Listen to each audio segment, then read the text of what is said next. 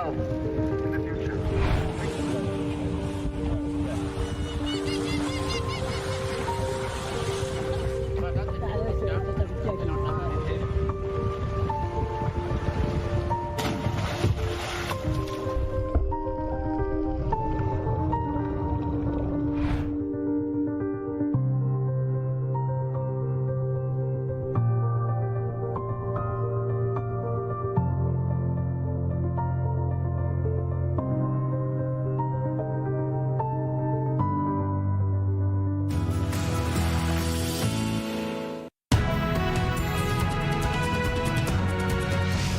Welcome back. 7 more troops have been killed in Gaza as the IDF engages in fierce battles in the south of the Strip. 104 IDF soldiers have now fallen in the fighting since October 7th.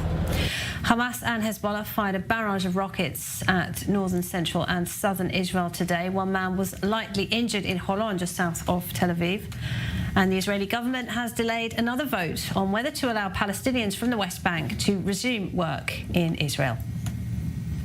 Well, with me in the studio this hour, Yaakov Lapin is a military and strategic affairs analyst at the Jewish News Syndicate and the Miriam Institute. Thank you very much indeed for being with us, Yaakov. So let's talk about the progress inside Gaza. We've got this ongoing, very dense and tense urban combat in the north, in the neighbourhoods in the north, and also now, of course, in Khan Yunis. Just overall, how would you say it is progressing 66 days in? There are 3 core areas that the IDF has identified as being Hamas's core areas, the things that are necessary for it to exist as a terror army and as a regime. And that is Jabalia and Sajaya in northern Gaza and Khan Yunis in southern Gaza. The IDF is highly active in all 3 of those places. It is slowly taking control over ground. Is the first step, and of course there's lots of activity to dismantle Hamas's underground infrastructure, blowing up tunnel shafts, striking tunnels from the air, etc. So this is a slow going thing because it requires the dismantling of an asymmetric terror army that is heavily embedded in built-up areas. There is no sort of 6-day war instant victory here. It is slow, but I would say that it's certainly progressing. It's certainly moving in line with the overall Israeli war aims, which is the dismantling of Hamas. And as time goes by, time is playing here, militarily speaking, to Israel's advantage. And Hamas is slowly but surely being removed as a terror army, eliminated, taken off the map. And it's on its way out of history, I would say, as Gaza's ruler and the predominant terrorist army in the Gaza Strip. Right, that's what the IDF chief says, Herzi Halevi. He says we're beginning to see the end of the Hamas ruling infrastructure in Gaza. I think 8,000 terrorists killed. That's what Israel is saying so far. Would you say that's around a third of the fighting force? And also, we've seen dozens surrender, haven't we? We've all seen the pictures of men who have been captured in Gaza. Is that contributing to, you know, hastening the collapse of Hamas, do you think? I think it's a reflection of the collapse of Hamas. The more that collapse and the crumbling occurs, the more morale will be crushed and more and more of its operatives will surrender. We have several hundreds of them already in Shin Bet custody. A lot of them have given very valuable intelligence information during their interrogation. On the eve of the war, the fighting force of Hamas was approximately 30,000. If we take this number of 8,000, which I'm not able to confirm, the last number that I knew of for sure was 5,000, and that was about a week ago, but it could easily be around 8,000 today. And if that's the case, we also have to add in how many of them are very seriously injured and are unable to fight. So I would say, Israel is certainly moving towards the benchmark of at least half of Hamas's fighting force unable to take part in this war, whether they've been killed or injured or they're surrendering. And that is really, a mortal blow to Hamas. And as time time goes by, that blow is going to deepen more and more until they cease functioning as an organized, hierarchical terrorist army with the ability to give commands, fire rockets, send cells with instructions. It's not going to exist in that form any longer after this war. I'm sure that it will continue to exist in other ways as sort of an underground terror movement and as a concept, but not with the capabilities that it has had until now. All right, Yaakov, for now, thank you very much. It's not often here in Israel that the Prime Minister and the military want the same thing, and the Security Cabinet decides another, but that's what happened last night when Israel's Security Cabinet rejected a push to return Palestinian workers from the West Bank to jobs inside Israel. Our senior correspondent, Owen Alterman, explains the reasons behind that move. Once upon a time, in an October 6th world, this was the Erez Crossing, the border between Israel and the Gaza Strip, with Palestinian traders and workers lining up to cross into Israel to do business or earn a living. But this is an October 7th world, and in that world, the Israeli Security Cabinet Sunday night rejected a move to return even West Bank Palestinian workers to building sites and farms inside Israel. Returning Gazan workers is a non-starter. The entry of workers from Judea and Samaria is exactly the continuation of the same concept that we warn against. We know what it is when they come full of hate and motivated. I'm not saying that all of them are, but it's enough that 10% of them are like that. For decades, West Bank Palestinians have been a key part of the Israeli workforce, filling jobs that Israelis don't want to do, an imported workforce, as in many developed countries. The establishment saw this as a win-win. The Israeli economy got workers it needs. West Bank Palestinians earned money to support their families. Then came October 7th, and reports that workers from inside the Gaza Strip helped the perpetrators navigate the kibbutzim on which those workers had worked, and slaughter Israelis, whom those workers had known. Some experts still urge caution. During the second Intifada, I was in charge of the Ramallah area, and I said that we need to let those people that are not involved with the terrorism to come and work in Israel. Eventually, the government decided not to let them work, and I think that many people were pushed into terrorism. The Security Cabinet rejected the advice of the National Security Council and of Prime Minister Benjamin Netanyahu himself, making this a striking vote of no confidence. The politicians and likely the public do not trust those security services to keep out the bad guys, just like they didn't on October 7th. Well, the Defence Minister, Yoav Gallant, has also been speaking about that, and he stressed the importance of keeping quiet in the West Bank in order to focus on the mission of eliminating Hamas in Gaza. Here's what he had to say. The forces are doing their job well. It is very important that Judea and Samaria remain quiet so that we can complete our mission in the Gaza Strip, eliminate the Hamas organization, eradicate it, remove its military and governmental capabilities, and reach the desired result there. When it becomes clear what the IDF has done in Gaza, it will affect Judea and Samaria as well as all other places. Well, Yaakov Lapin remains with us in the studio. We're also joined now by Samer Sinjilawi. He's a Fatah activist and a member of the Jerusalem Development Fund, the chairman of that group. Thanks for being with us, Samer. I'll start with you, if I may. A recent poll shows that support for Hamas and the October 7 attacks are high in the West Bank at around 75%. I mean, by allowing workers from the West Bank to return to Israel, wouldn't this be a major security risk for Israelis? Well, I guess it is sad to see that, again, the group of people that was working against the interest of Israel before the 7th October, through the judicial coup and reform, Smotrich and Ben-Gvir, are now also trying to work against the interest of Israel by blocking the advices of the professionals in Israel. If the security and the National Security Council and the Prime Minister and the generals say that this is in the best interest of Israel from a security point of view, and I don't think that these guys do have any margin of mistake. Now they are very sensitive after the incidents of the 7th October. How can a group of people who have never been more than months in politics and into cabinets like Smodrich and Ben Gvir overdue the professional advances of the security. Sorry to interrupt you, but we've seen Hamas flags flying in towns in the West Bank. We've seen the hoarding of weapons. Do you think Israeli citizens would be happy to see Palestinians coming from the West Bank and working in their towns and cities when we've seen that there is support for Hamas and what happened on October 7th? Hasn't everything completely changed? Let me tell you something. Unfortunately, the Israeli public opinion and the media don't really read the Palestinians in a correct way. I am a Palestinian who has lost friends on the 7th of October. I lost Ophir Liebenstein, who was my close friend, and I cried for him. And I lost Vivian Silver, and I went to her funeral in Kibbutz Gezer. And I also cried for her. We also cry what's happening in Gaza now. There is a lot of anger among both people.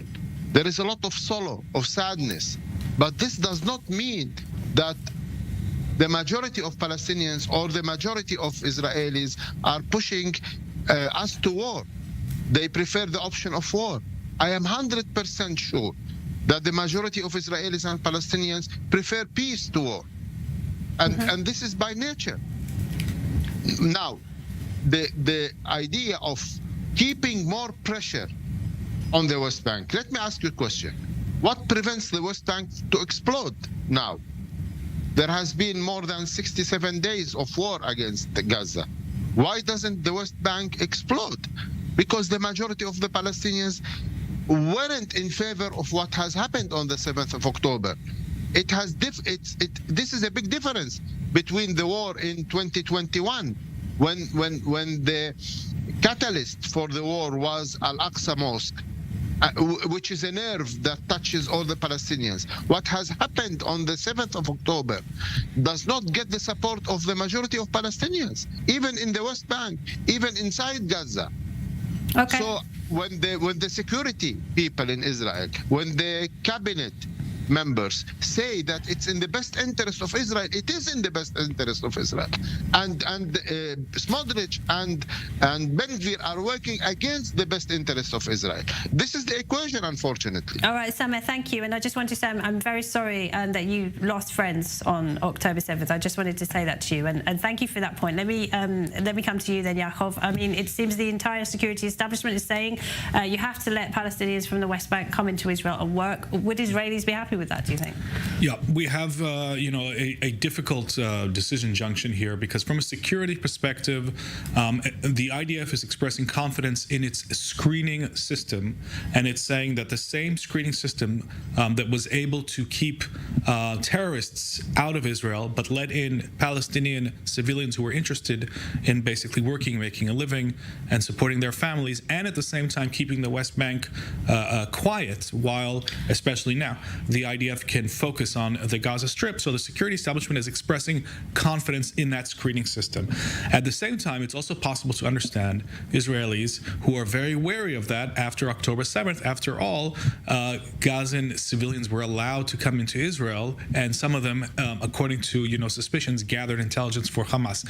So it's understandable. I think both sides of this debate are understandable, and the cabinet is going to have to make a decision. Perhaps it could make the screening process more severe, let in a certain age group married men over 35, etc., make it more difficult. But at some point, a decision is going to have to be made that will weigh all of the costs, all of the benefits. These are complicated, strategic, long-term decisions, and it's the job of the cabinet to weigh it all up and make a decision in the best interest of the country. All right, thanks, Jacob. Just to draw our viewers' attention to what we're looking at now, these are live scenes right now coming to us from Gaza. It looks like flares going up over the horizon there. Samer, if I could bring you back in. I mean, from the point of view of the Palestinians, I mean, this is a very precarious way to live, isn't it? Every time there is going to be this explosion in violence, hopefully not on a scale we saw on October 7th, but for your livelihood to depend on that, would it not be better for the Palestinians to look elsewhere for their economic opportunities? I don't know, perhaps in Jordan or elsewhere? Well, this brings us again. I want to take you back to the day of 6th of October. At that day, everybody was engaged in discussing the option and the possibility of a peace treaty between Israel and Saudi Arabia. Everybody was very optimistic that there will be a huge change, politically and economically, in the region. There was talks, and the Americans were investing a lot of efforts, and all these diplomats coming from Washington, D.C., that are using their talents and diplomacy and muscles into trying to control this war, were investing their time into trying to push peace. So I guess this war has managed to stop this effort, has managed to distance us from the possibility of progress in the region, and went us into a dark tunnel of hatred and revenge. If we can stop it immediately and bring back the momentum of the Saudis to the area, where the Saudis come with all the Arabs and with the Israelis, with the Egyptians, with the Jordanians, and with those moderate Palestinians that are looking towards a progress with Israel, and try to work, first of all, through diplomacy, a solution that will bring back the hostages to Israel and stop the war in Gaza, and then the money to rebuild Gaza, and then a possible path towards diplomatic progress with the Saudis engaged in the Abraham Accords, with the Palestinians entering into this process. Maybe then all of us will live in prosperity, in a good economic relation, in a good political relation. So this war is preventing and distancing us from this progress. We need to end it, and we need to replace military options with peace options. Maybe it's time to say that maybe it was not correct. Do you agree, Samer? Do you agree on the need to destroy Hamas? Well, I'll tell you something. Maybe the way to end the rule of Hamas in Gaza can be achieved by diplomatic means, when all these big players come and enforce a certain arrangements in Gaza. This is much better. It will save a lot of from blood. You know, you are losing a lot of soldiers every day, and we are losing a lot of kids every day in Gaza. Maybe it's time to stop this and to use political muscles. Hamas will not be able ever to continue in Gaza. They know this more than any other else. Who do you think will be able to reconstruct Gaza? Are they able to raise 30 billion USD now that is needed for the reconstruction in Gaza? There is no life. Gaza now is not capable for people to live in, and they know that they need to deliver the keys. So let's use the political path instead of the military. It will achieve better results and quicker results. Okay, if you'd like to respond briefly, Yaakov. Well, look, again, regarding the core question here of allowing workers in, there is a complex dilemma here. The security community, the security establishment is expressing confidence in its ability to screen and keep terrorists out, let civilians who want to work in, and they think that this will stabilize the West Bank and serve both the security interests and the economic interests of everybody in the region. The wariness of sections of the Israeli public is also understandable. We're in a new reality, and I think, the cabinet is going to have to weigh up between these two opposing viewpoints and reach some sort of solution that can somehow satisfy them both. All right, Yaakov. And Samer Sinjalawi, thank you very much indeed. Thank you. Well, Israeli citizen Sharon Aloni Kunyo survived 52 days as a hostage in Gaza. She was held with her twin 3-year-olds, Julie and Emma, before being released under a 1-week ceasefire deal with Hamas. She's since been speaking out about her experience. Sometimes when there was a power cut, they let us open the door and they drew the curtain, and then we had to whisper. How do you retain a little girl whispering for 12 hours? Every moment you have to be angry at her, tell her, quiet, quiet, don't. We had to tell the children that it's dangerous outside and here we're safe. But with this safety comes rules. We need to be quiet. We must not be hurt because the bad guys will come. You need to make up lots of stories and behave in a way that you would never behave at home to make them keep quiet in this situation. We were together almost until the end in unbearable conditions. You need to knock on a door to leave to the toilet to ask for basic things. My daughters were already toilet trained, and I had to revert to using nappies because you knock on the door and you don't know when they'll open it. They had to pee in the sink and poo in a trash bin. You don't know if there will be food or not. You don't know. We all have so many triggers. Every little noise, every door slam, every airplane flying. The girls get charged and cling on to me. Tantrums, because they had to be so quiet for 52 days, closed up in a single room. This is not a normative situation for a 3-year-old. It means not to stay in a crowded, loud place because it reminds them of it. It means not knocking on doors next to me, not to sleep with the door shut. Life has changed. This is not life. I think none of the returnees came back to being themselves as they were before October 7 on so many levels. The inability to sleep, the nightmares, the triggers, speaking quietly is just one of the habits that stuck with us. 3 days before we were released, they separated David from us. They took him into a different hiding place, and since then I don't know what is happening to him.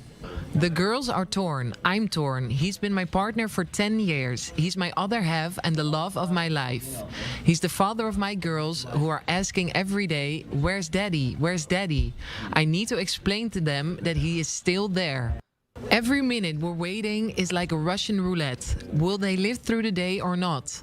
And the conditions are difficult. Conditions that no one needs to live in, especially not children or adults without medicine. We saw that many have already lost their lives in captivity. So each moment is critical, and we need to do everything to put the aim of releasing all hostages prior to anything else.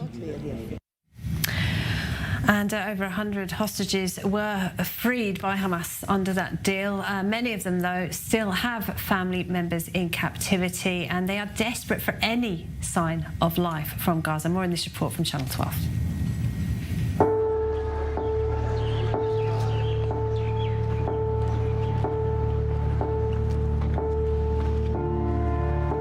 It's been 65 days since Yoni's daughter, Naama, was kidnapped to Gaza. The chilling video of her abduction has become a symbol of cruelty and harm to young women and the danger they are in. When the children began to return from captivity, some of the girls returned with braids in their hair, braids that Naama's parents know closely. Maybe it's stories we tell ourselves. Naama did a lot of triathlons in her youth, and this is exactly the way they used to do these braids. Imagining her sitting and doing braids for a little girl she took care of is something that could actually sound normal. Yes, it certainly warms the heart, but for a relatively limited time.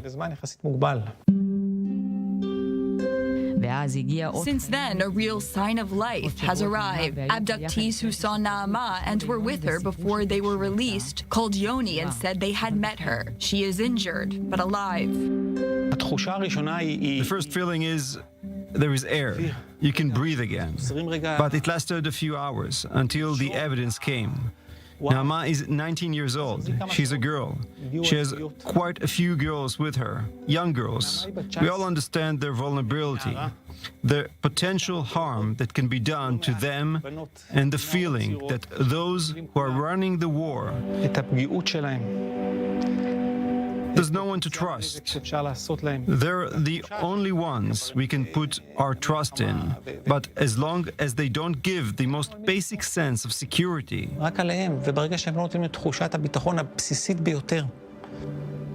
it actually causes this cry to be doubled and doubled. All right, we're going to interrupt that report to bring you the Defence Minister, Yoav Gallant. He's speaking now. Lighting the candles all over the Gaza Strip, in the north and in the south. It's going to enhance and will reach all the points we want to get to in the Gaza Strip.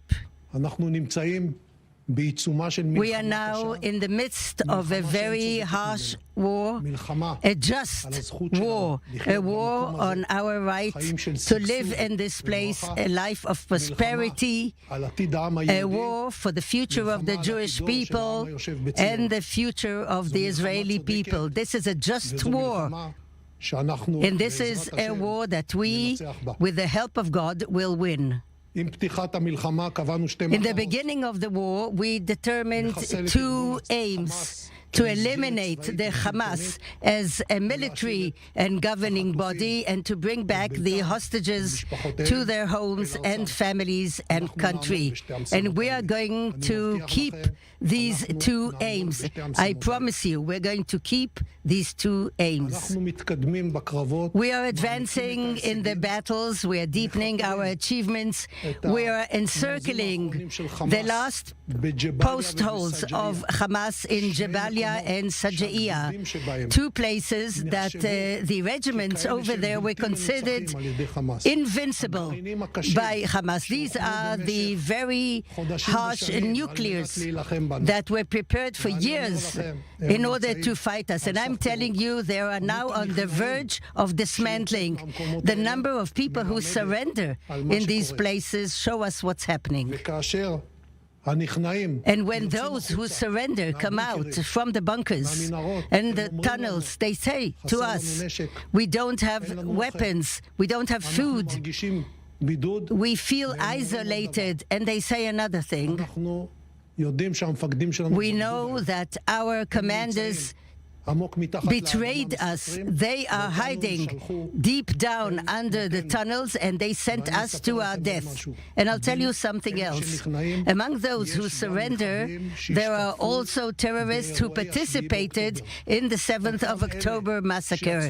Those same people who went out on murderous voyages, who killed children and raped women, are now in a situation that they have only one possibility: to die or to surrender. And when they choose surrender, they lift their hands up, they put the weapons aside, and they hand themselves to the IDF forces, and they tell us very interesting things. We are now towards the point of collapse in the city of Gaza, and we shall continue in other places as well. The fate of the other regiments, those who are fighting against us and those we haven't reached yet, is the same. We are going to eliminate them. It's going to happen in Khan Yunis and the environs, and I call upon all those regiments and battalions, the terrorists, the commanders: surrender, give in. If you do, you will be able to save your lives. Otherwise, your death is imminent. A terrorist who is in the opening of the tunnel has no alternative. He can choose one of two: either to surrender without any conditions or die. Recently, I keep hearing about a discourse in the fact that the heads of Hamas are preparing for their future. And I want to tell them the fate of a head of Hamas, of Yahya Sinwar, or any other senior commander. And the same thing goes for the terrorists: to the surrender or die. There's no third possibility. Those who will surrender, we will deal with them in a certain way. All the others, their fate is definite. They are going to die.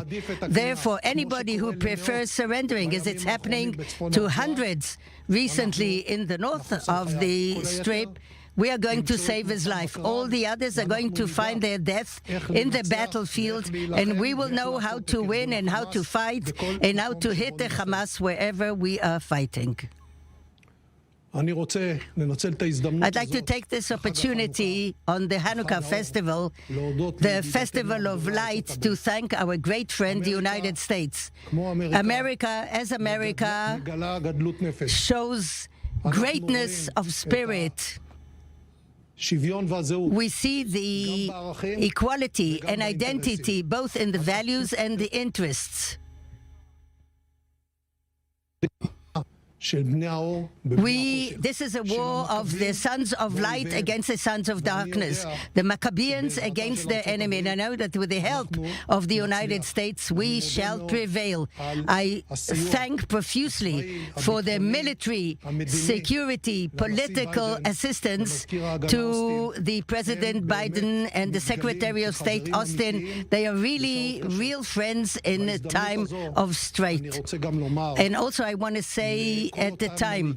For all those leaders of countries who vote differently, ye cannot call with the right hand to eliminate the evil, the ISIS of Gaza, the murderous, brutal organization. You also what it does, and on the left hand to ask for the ceasefire. You have to make a decision, and the decision is very simple. It's value-based. Up to the victory. You cannot live with phenomena of such evil close to humans, close to culture. It cannot happen in Israel or any other place in the world. The IDF will continue to act and will do whatever is needed. We'll turn every stone in order to bring back the hostages to their home. We are committed to that. The entire security system is committed, and so am I, personally. This is an opportunity to demand again from the Red Cross to live up to what is expected of it.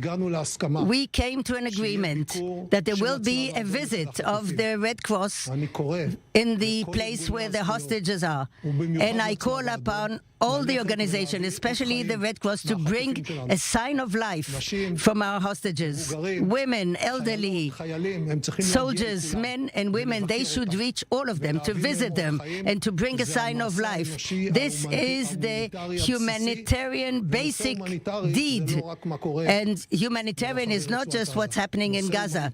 Humanitarian is also what is happening to our hostages. This is your duty. You should live up to it. This is a difficult battle. It's a battle that's going to take time, but this is a battle we shall win. Victory will be achieved because of our national determination and the need of all of us to unite around our goals as one people, one society, to bring about victory. And I want to tell you that I see recently unusual phenomena of national determination. Yesterday I went to the basic training base. I saw the new recruits of Golani Regiment and other soldiers who were just recruited, and I saw that they were battling for their place. They know that they're going to places where they have to sacrifice maybe their life, and they say, we want to get to the spearhead. And they say another thing, we are continuing the way of our grandparents, of our parents, and our parents, and our brothers and sisters and friends. They say, if I don't go there, who's going to go? That's what they told me. And at the same time, sometimes their siblings or their parents are fighting here and now in the Gaza Strip, both in the north and in other missions. And I think this is an incredible reflection of national resilience. But I also meet the reservists every day in the north and the south and the center. I saw the determination, and they say to me, we're going to continue to the victory, if it takes a month or two or a year. And I say to them, chapeau, chapeau to you. You're the reflection of the most beautiful thing in the people of Israel. And I say to the hundreds of thousands of the reservists and their families, you deserve three things from us. One, clear missions.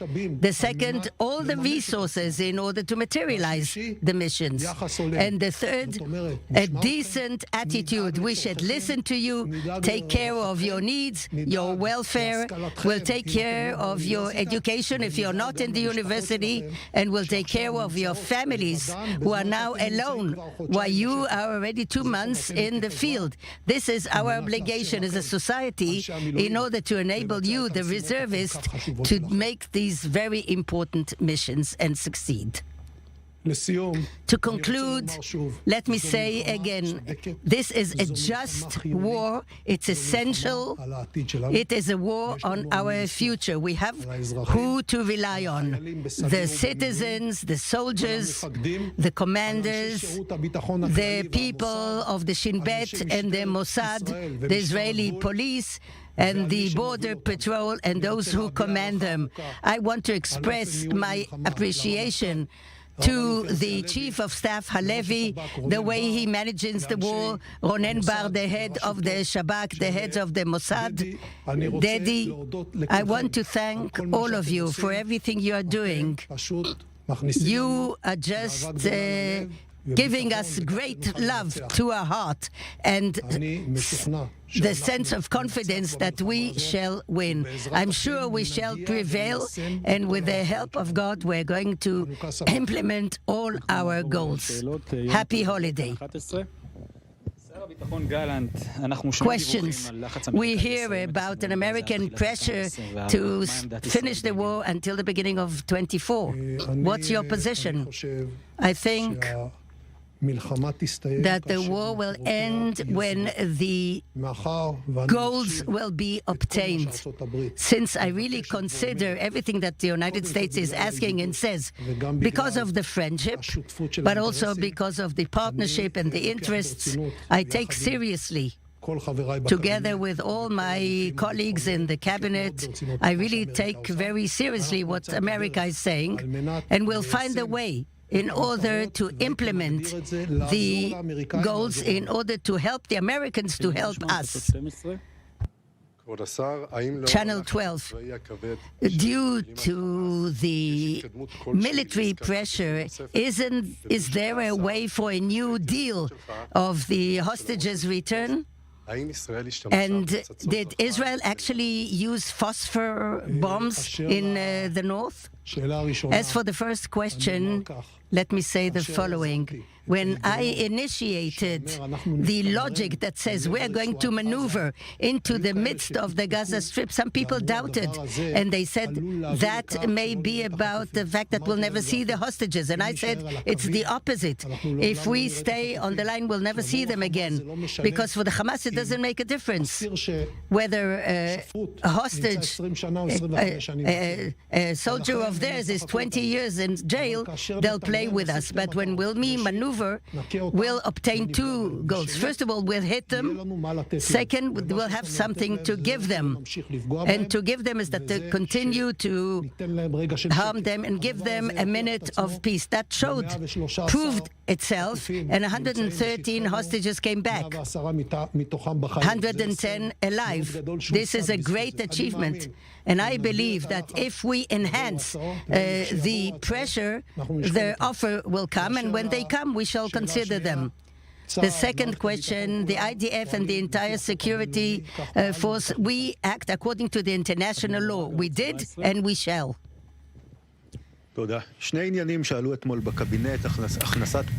All right, the Defence Minister, Yoav Gallant, there taking questions. In a speech, he praised the courage of the troops and the reservists. He said that Hamas was on the verge of collapse, and he also had a message for the international community. You cannot support the collapse of Hamas on one hand and call for a ceasefire on the other. Yaakov Lapin from the Miriam Institute is with me in the studio. What did you make of that? He says Hamas is now on the verge of collapse. That will be, music to the ears of many in Israel tonight, won't it? Of course, and, very interestingly, in response to the question about American pressure, he, of course, expressed a lot of gratitude for American support, but he said this war will end when its goals are achieved and not before. I think that's an important statement, which is showing that Israel remains completely determined to dismantle Hamas, and even if it takes longer than January 1st, which it will, by the way, there's no question that it will, it's going to continue to do that, even if it's at a lower intensity, but it's going to continue. So I thought that was actually probably the most important part of his statement, and everything else is obviously he's giving a situation update, and he's telling the Israeli people that slowly but surely, what we were saying earlier here in the studio, the Hamas terror army is being dismantled in its core areas, and its 3 core areas in the Gaza Strip. It's slow, steady work, but it is paying results. Yep. All right, Yaakov, for now, thank you very much. Well, the UN General Assembly is set to meet tomorrow to discuss the situation in Gaza. This after the United States vetoed a Security Council resolution calling for a ceasefire. The UAE pushing through this latest diplomatic measure, and the UAE has also arranged for a delegation of foreign ministers from Security Council countries to visit the Rafah crossing between Gaza and Egypt. For more on that, we can go to New York. Our senior US correspondent Mike Wagenheim joins us. us. So, Mike, first of all, the General Assembly, the resolutions from the UNGA, of course, are non-binding, but this is yet more pressure, isn't it, on Israel to agree to a ceasefire? Yeah, I think it'll be interesting, not so much whether it passes or not, but who flips their vote. We've already gotten indications that Albania and Japan, who abstained on the last United Nations General Assembly vote on the Israel-Hamas war, are going to vote in favor of the resolution to be floated tomorrow. In fact, Japan has signed on as a co-sponsor. Poland, a non-Security Council member, unlike Albania and Japan, it looks like they are also going to support tomorrow's resolution in the UN General Assembly, and some other countries who either abstained or voted no last time around in the UNGA are indicating that they'll flip their vote this time around. So I think that will be much more of an indication. Still, as you say, unlike the Security Council, the General Assembly resolutions are non-binding. Israel will do what it usually does with those resolutions, which is give their speech from their representative, walk out, and don't look back. All right. Well, meanwhile, we've got officials from Russia and China, among others, visiting the Rafah crossing. This UN Security Council delegation is about overseeing the aid into Gaza. But just in terms of protocol, how unusual is this move? It's fairly unusual. It's not unprecedented for a member of the Security Council, and at this time the UAE, to organize a delegation like this, try to round up all of the representatives from the Security Council members and get them in one location to focus in on an agenda item. However, I'm not really sure what they're getting out of this particular visit. They're not heading into Gaza. They're only at the Rafah crossing. They're getting briefed by officials, but those same officials brief fairly regularly. It seems like more of a photo opportunity or an attempt to put the item on the global agenda even more so than really any kind of opportunity to get an insight into what's actually going on or not going on in Gaza. It is notable, though, that one Security Council member sent nobody to this particular event earlier today in Rafah. That's the United States. Linda Thomas-Greenfield is elsewhere in the world handling other agenda items. Her deputy, Robert Wood, said he would not be attending, and even the U.S. did not send even a low-level representative to this event. It seems that the Americans are more and more isolated on the Security Council on this particular issue, but are holding their ground for the moment. Mike, thanks very much indeed. Mike Wagenheim there. Well, the French, German and Italian foreign ministers, meanwhile, are pushing for the European Union to impose new sanctions against Hamas for the October 7th attacks. The three calling on the EU High Commissioner Josep Borrell to take a strong stand against the terrorist group and show solidarity with Israel. Let's take a listen to the German Chancellor Olaf Scholz speaking earlier. The suffering of the Palestinian civil society in Gaza saddens us. Humanitarian aid for civilians must improve. Mark and I are convinced that the two-state solution is the only way for Israelis and Palestinians to live together in peace. Well,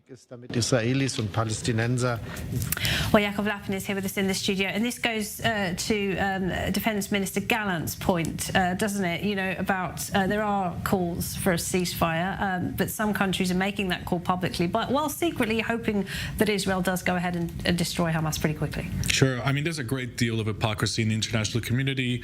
A lot of pressure is being applied in some Western countries, and in the region we see a lot of doublespeak. And at the end of the day, I think that a majority of sane governments understand, even if it's behind closed doors, that it's in the interest of regional and international security to eliminate a jihadist, genocidal terrorist army from the Middle East's map, to replace it with some sort of autonomy and a regional setup that's promoted by moderate players like Saudi Arabia, like the United Arab Emirates, like the Egyptian government, and that would actually also strike a blow against Iran and its entire radical axis. So, you know, realpolitik, push comes to shove. I think most governments understand what's in the interests of regional and global security, but, you know, we have other factors at play: pressure, political pressure, domestic pressure, and that is skewing some of their ability to speak clearly on this issue, I would say. Okay, and I just want to talk about something that the War Cabinet Minister Benny Gantz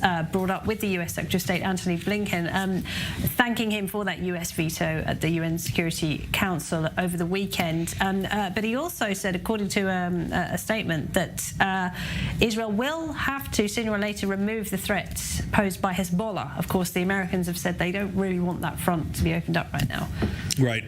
So it's interesting because on the one hand, it's in Israel's interest to prioritize the dismantling of the Hamas terror army in the Gaza Strip and to complete the lion's share of that task before thinking about what's going to happen in the north. And on the other hand, of course, there is U.S. pressure. So how can this circle, how can this all come together? And it does seem to be working because Israel is giving the U.S. a chance to resolve the northern tensions diplomatically, even though it thinks that there's not a lot of chances of success for this effort. But it gives everybody here the space and the time to focus on their goals. So Israel focuses on prioritizing the south. The United States gets its chance to try and use diplomacy to de-escalate. And at some point... But can you de-escalate with Hezbollah diplomatically? I'm extremely skeptical, but I think, for the next several weeks, the stop clocks here are actually in sync. The American and the Israeli stop clocks are in sync. At some point, the Israeli stop clock is going to count down to zero, and it's going to start focusing military resources that will free up from the south, north. And then Israel is going to, in my opinion, declare that there's going to be some sort of buffer zone. We're already hearing comments in that direction. There's going to have to be a buffer zone on the northern border because tens of thousands of northern residents will not come back to their homes if Hezbollah, Redwan, death squads are there waiting, just like they were, up until October 7th and even after that. So clearly the status quo will not return. And then once Israel announces that, decision to set up a buffer zone, which I think is likely, we'll have to see how Hezbollah responds. I don't think they're going to take that quietly. So all of the, signs point to an escalation, but not necessarily now. And so I think that's the situation we're looking at least in the immediate term future, an alignment of interests of Israel and the U.S. And at some point, that may change.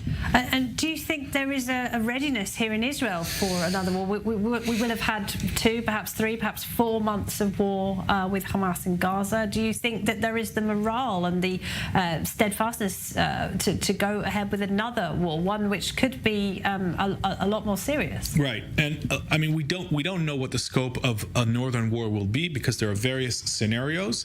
It could be at an intermediate intensity. It could be at full-scale intensity. So we don't know.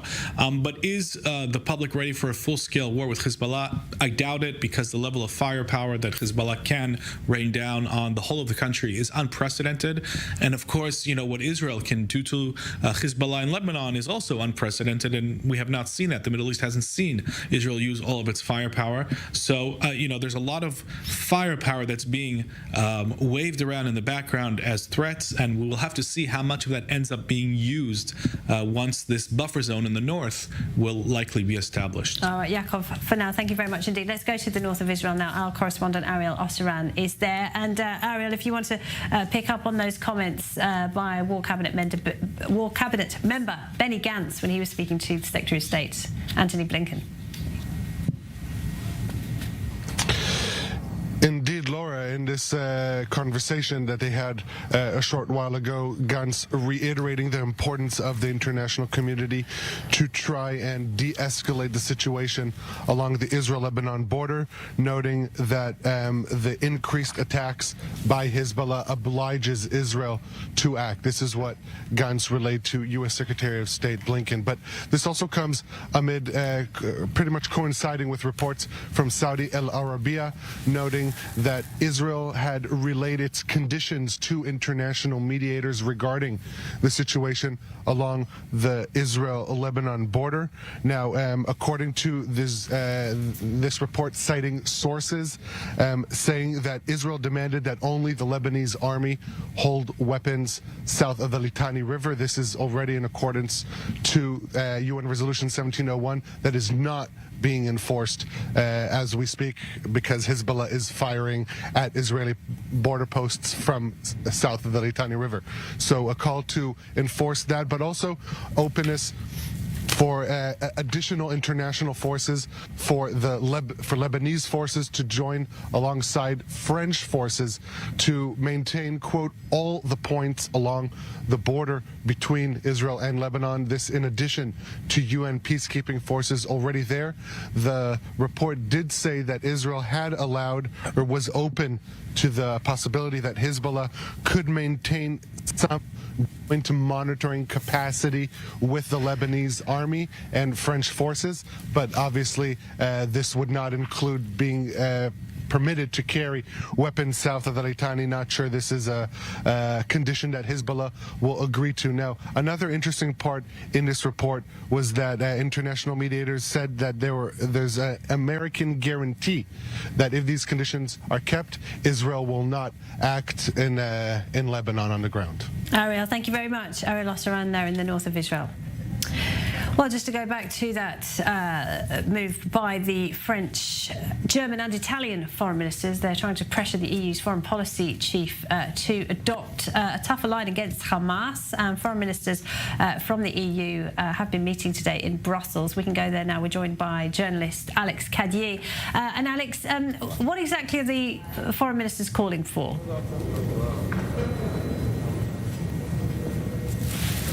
Well, they're calling specifically for sanctions on the financial backing to Hamas, the financial structures that underpin that particular organization. And that is the big push by the German, Italian and French governments, those very specific sanctions, making sure, or certainly choking off Hamas's ability to wage any level of violence in the region. So that will be the big focus for those three foreign ministers. The issue they have is that the European picture is 27 member states trying to agree a common position on this. And we heard from Josep Borrell just a few moments ago, wrapping up this meeting of EU foreign ministers, talking about that particular proposed sanctions. There are quite a few member states in favor, but some are saying, well, actually, if we're going to do this, we also need to look at sanctions targeting Israeli settlers in the West Bank. That's namely Ireland, Belgium, Spain pushing for that. Now, it's not explicitly saying that they want to link the two together, but certainly that will be part of the broader debate. So on the one hand, targeting Hamas's ability to finance its terrorist activities, and on the other hand, looking at what the EU officials behind the scenes are calling extremist Israeli settlers in the West Bank. Josep Borrell again pointing at 1,700 new developments in the West Bank that he said were in breach of international law. That is a cause for concern for EU member states. So for now, it'll be a proposal that they will debate among themselves, certainly probably into the new year.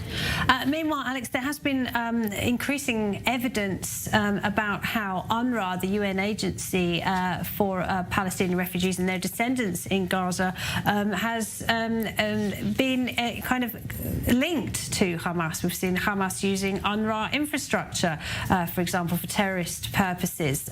European taxpayers are funding UNRWA. We've seen some countries move towards cutting that funding, or at least limiting it. What is the situation there?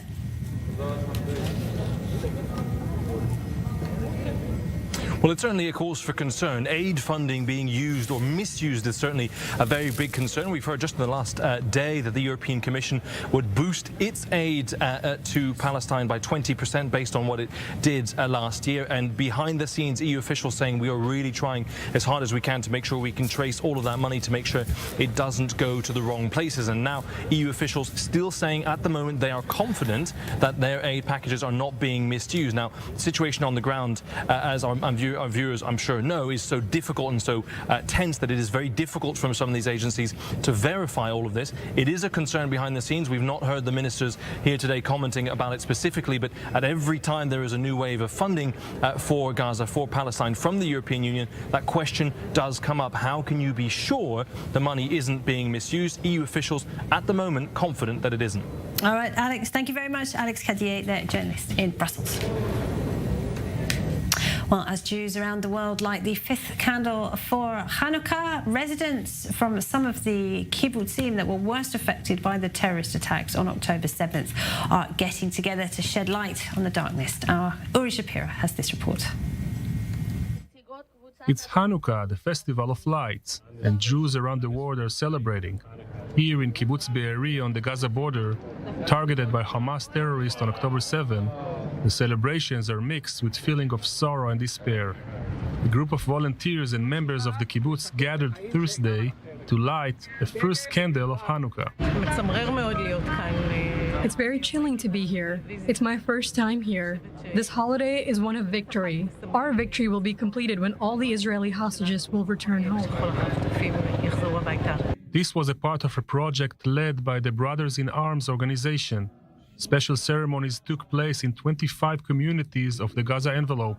In Be'eri, one of the participants was Camelia Hoter-Ishai, the grandmother of 13-year-old Gali Tarshensky, who was abducted on October 7 and later released. The moment I met Gali again was something I can't express in words. My heart exploded from happiness, but also from huge pain, from all my granddaughter had to face. I see this event as an opportunity to light a small light which will become bigger and bigger each day, and hopefully we'll have a big light and all the hostages will be released, and will eventually return to being a normal country. Another participant was former lawmaker Chaim Yelin, who has become a popular public speaker since October 7. We asked Chaim about the meaning of the holiday, which represents hope and miracles, following the horrific events that occurred here. I don't understand miracles. I can only say that we buried many friends, and it was very hard for all of us. I hope that today, as we light the first light of Hanukkah, miracles will start to happen. At least 90 people were murdered in Be'eri on October 7, and 30 were abducted. As days go by, more and more evidence of the horrific attack comes to light. But residents of this small community are still determined to come here and to celebrate the Jewish holiday and to hope for a better future in Be'eri and the entire region. Well, children from the towns of Sderot in the south and Kiryat Shmona in the north have had to flee their homes because of the ongoing war. Well, a bit of relief last night when they got to play a special football match against a team of artists. Fabio Shapiro and Emma Oliver report. Amid Hanukkah, the Festival of Lights, a spark of happiness for the displaced Israeli communities from the south and the north. The central town of Herzliya became the stage of a special game for children of Sderot and Kiryat Shmona, both facing the effects of Israel's war with Hamas, and the daily provocations from the Lebanese Hezbollah group. The kids' adversaries? The Israel Football Artists Team, formed by Israeli singers, actors, and influencers, including Guy Mazig, Tomer Cohen, Bar Tabari, and Oshri Cohen. We have the privilege to bring smiles into their faces, beautiful young kids that, get out of their homes and their life in a way is now stuck. And if we can do that to them and if we can help in any way, we are more than happy to do that. I hug them, I love them, and I'm happy for what we did here today. Across the country, the war brought up the best people can offer to help the affected communities. Israelis are making a big effort to provide not only food and clothes, but entertainment to the thousands of displaced. The biggest thing that I feel in this war is that the people of Israel come together in so many ways. And for me, when they asked me to come here and play, I didn't even think twice. I was just, yeah, of course, let's do it. In my neighborhood, I live in Tel Aviv, in the center of Tel Aviv, and I see so many people from the north and from the south, and I meet them and I talk to them, and I try to help as much as I can. And from here, I want to hug them and tell them that hopefully it will be all right, and we are here for them. The score was 10-all, I hear. Well, stay with us on I24 News. That's it from me, but Benita Levin will be with you next with all the very latest. Thanks for watching.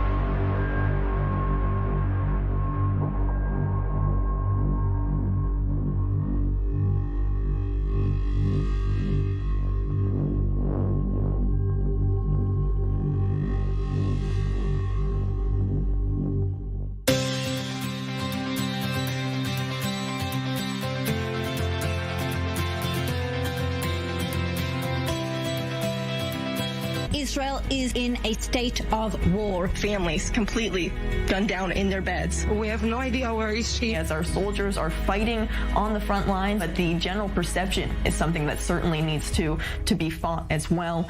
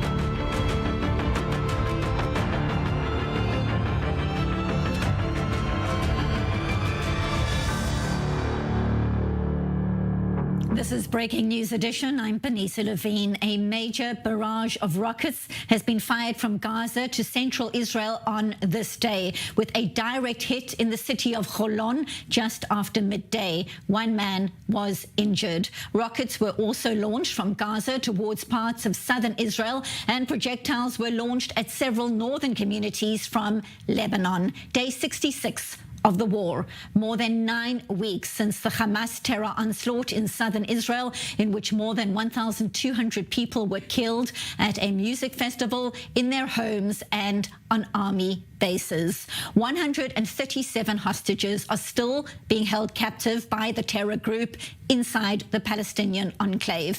Fierce fighting continues in southern Gaza right now as Israel works to eliminate the Hamas terror threat. The number of Israeli soldiers killed in the retaliatory ground operation is at 104. The IDF saying gunmen opened fire at troops from inside a school in Gaza earlier. And in the north, tensions between Israel and the Hezbollah terror group are intensifying, as our correspondent Robert Swift explains in this report. Throughout Israel's war in Gaza, its military has kept one eye firmly fixed to the north. With the status quo shattered, Israel has indicated that it will not return to the security situation that existed prior to October the 7th. It fears that Hezbollah, more powerful than Hamas, could repeat the tactics used on that day.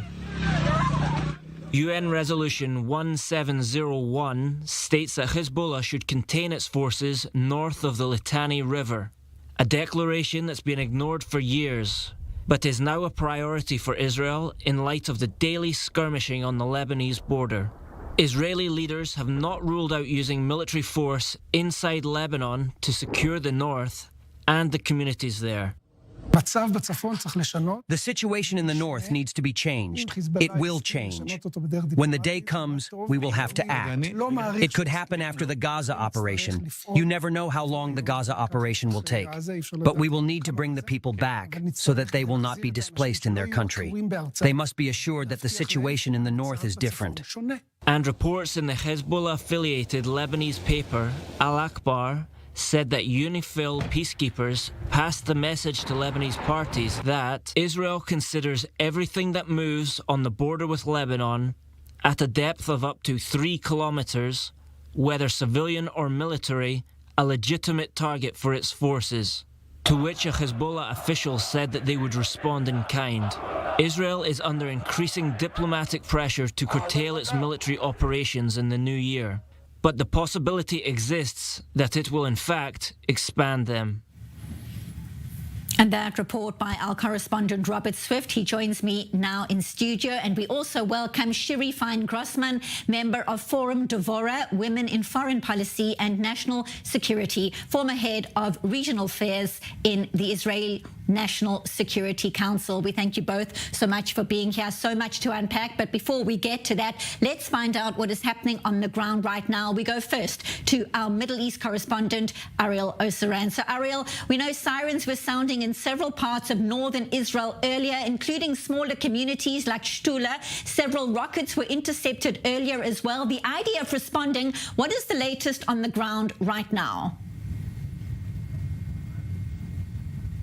Right, Benita, after intensive exchange of fire during the afternoon along the Israel-Lebanon border, a tense quiet here for the past few hours. The latest announcement by the IDF saying that its fighter jets carried out strikes against Hezbollah sites and targets in southern Lebanon, as well as artillery shelling towards the sources of those launches that you mentioned earlier in the day. Now, the IDF also said that it found a cell that had been planning to carry out an attack against Israeli border posts, but they were thwarted. And on the Lebanese side, we're also hearing reports of previously in the afternoon, there were reports of widespread artillery shelling across the Israel-Lebanon border in all the different western, central, and eastern sectors. This also in the eastern sector in the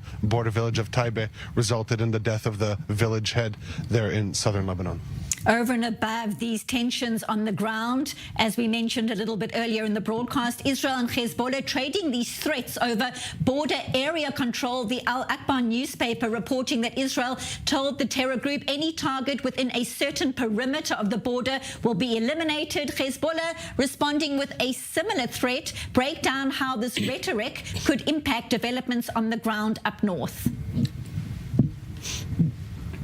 Right, Benito. So following that rhetoric, there have also been steps on the ground to try and bring forward perhaps a diplomatic avenue with a previous phone call a short while ago between Israel's Benny Gantz and U.S. Secretary of State Antony Blinken, in which Minister Gantz reiterated the importance of the international community to act and to stop these attacks by Hezbollah along the border, and also saying that Israel would have to act if Hezbollah does not do so. But this also coincided with reports from Saudi Arabia that Israel was open to some sort of agreement that would push Hezbollah's weapons past the Litani River in accordance to UN Resolution 1701.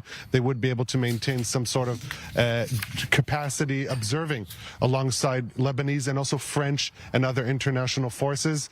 Not quite clear whether this is a demand that Hezbollah will be willing to agree to, but this report also saying that there was an American guarantee that if these conditions are met, Israel will refrain from acting militarily against southern Lebanon. Thank you so much. Middle East correspondent Ariel Osaran, live from northern Israel. More to come from Ariel, of course, in the coming hours. And still in studio, Shiri Fine-Grossman and our correspondent, Robert Swift. So, Shiri, I'm going to come straight to you about exactly what Ariel was describing. These tensions on the ground up north have been simmering for a while, but now we're hearing increased rhetoric. What do you make of Israel's push to make sure that Hezbollah moves away from that border? Well, the message to our counterparts in France and the U.S., who are the major allies we have on the ground in Lebanon and have the most influence on what's going on in Lebanon on some of the fractions. Obviously, Hezbollah is limited. So the main message is we either go to war or we can solve this diplomatically. It's a very fierce message. I've been consulted with former diplomats from France as well, and I tell them, look, we're very determined to do this. You've seen what happened.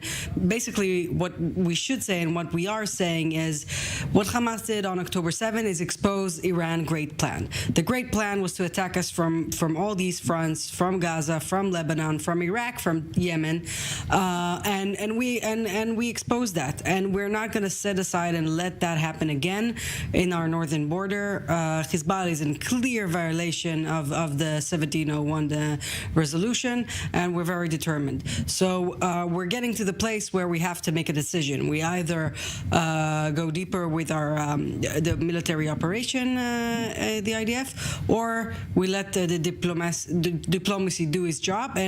But we're not hopeful it will do its job. Like it usually fails us.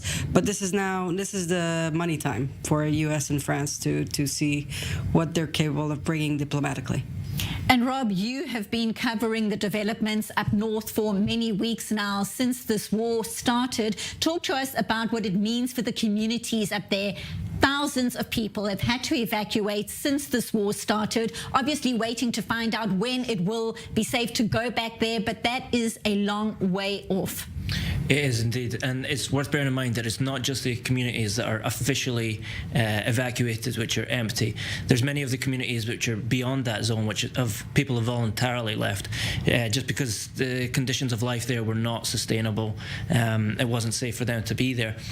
It's interesting, actually, that we're talking about this whole notion of making a 3-kilometre buffer zone, because I think it was about 3-4 weeks ago that the mayor of one of the northern communities, he actually said that essentially what Israel has done is allowed Hezbollah to create a border in the north of the country where no civilians go because it's not safe. And he was saying that what the IDF should do is to make sure that that buffer zone is on the northern side of the border, which is essentially what we're now discussing with these reports in the Lebanese press. Something we're going to unpack in more detail very shortly. But right now, let's check in with the latest developments in southern Israel. We go live to our correspondent, Pierre Steckelbach. And Pierre, there was that major rocket barrage towards central Israel just after midday. More recently, in the south parts of the Gaza envelope had sirens, including near Yitzhak and Kisufim. What is the latest? What can you share right now? Right, Benita. Well, incoming rocket alert sirens were sounding several times throughout the day here in these southern communities, really alongside the Gaza border. A few times specifically in the southern part and parallel to the city of Khan Yunis, where we know that the Israeli military activity is focused now. You mentioned that heavy barrage onto central Israel, onto Tel Aviv and the surrounding suburbs. This is Hamas showing that despite the heavy fighting that is ongoing really throughout the Gaza Strip, it is still capable of firing those barrages, not only onto these communities surrounding the Gaza envelope, but also onto the center of the country. In the meantime, the Israeli army is saying that its offensive is advancing. We just saw that the Israeli chief of staff, Herzi Halevi, met with the head of the Shin Bet, the Israeli Internal Security Agency, Ronen Bar, in Khan Yunis today. They met there with the division commander of the 98th Brigade, which is operating specifically in the south of the Gaza Strip. They were saying that they're continuing to apply pressure to make the not only Hamas militants but also the members of other militant groups in Gaza to surrender, to pressure, to apply so much pressure that they will of course surrender, but also that they will get to those leaders that they're still looking for, that they're estimating to hide out in those tunnels, that they're aiming to destroy. First and foremost, of course, Hamas's leader Yahya Sinwar, but also one of the major goals obviously is to get to the hostages that the Israeli security establishment estimates are also located located now in the southern part, possibly in those tunnels that eventually need to be destroyed after all those hostages will be brought back, as this is one of the major goals of this operation. What we've been witnessing here, Benita, all throughout this evening is heavy activity in the northern part of the Gaza Strip. We're looking here into Bet Lahia and Bet Hanun behind us.